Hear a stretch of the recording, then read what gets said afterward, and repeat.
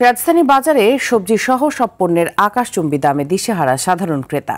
টানা বৃষ্টিতে ফসল নষ্ট, সরবরাহ কম থাকায় দাম বাড়ছে বলে জানায় বিক্রেতারা। বেগুন, ডিম, মুরগি, ডাল, আটা সহ প্রায় ঊর্ধ্বমুখী সব পণ্য বাজারে ৮০ টাকার নিচে মিলছে না। কোনো সবজি বেগুনের দর ছুঁয়েছে ডাবল সেঞ্চুরি। ছোট দানার মসুর ডালের দাম বেড়ে বিক্রি হচ্ছে ১৬০ টাকা কেজিতে। মাছ মাংসের বাজারেও নেই স্বস্তি, ফলে মধ্যবিত্তদের নাগালের বাইরে চলে যাচ্ছে প্রায় সব পণ্য। এমন অবস্থায় বাজার তদারকিতে সরকারের কার্যকর পদক্ষেপ চায় ভোক্তারা।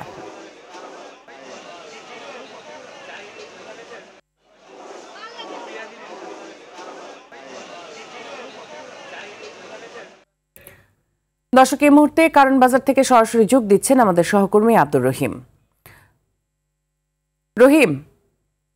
রহিম, বাজারে কোন কোন পণ্যের দাম বেশি বেড়েছে, বিক্রেতারা কি বলছেন এই দর বাড়ার পেছনের কারণ হিসেবে?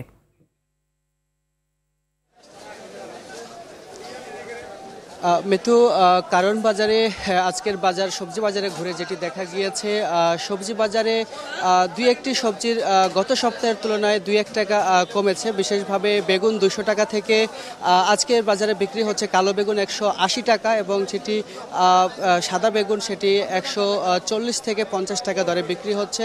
এছাড়া কাঁকরোল ৫০ থেকে ৬০ টাকায় বিক্রি হচ্ছে, এবং সবচাইতে নিম্ন যে দামটি রয়েছে যে সবজিটি সেটি হচ্ছে পেঁপে, যেটি ৪০ টাকা কেজি দরে বিক্রি হচ্ছে। এছাড়াও আমরা মাছ মাংসের বাজারে ঘুরে যেটি দেখা গিয়েছে, ব্রয়লার মুরগি ৭০ থেকে ১৮০ টাকা দরে বিক্রি হচ্ছে। এছাড়াও কিন্তু হচ্ছে বিশেষভাবে পটল ৭০ টাকা কেজি, করলা ১৬০ টাকা কেজি, ঢেঁড়স ৭০ টাকা। এছাড়াও যেই বিশেষভাবে শীতকালীন যে সবজি, বিশেষভাবে টমেটো ১৭০ টাকা কেজি, লাউ ৭০ টাকা পিস, এছাড়াও যেই ঢেঁড়স ৭০ টাকা কেজি, কচু ১৬০ টাকা কেজি রয়েছে। এছাড়াও ভেন্ডি ৭০ টাকা।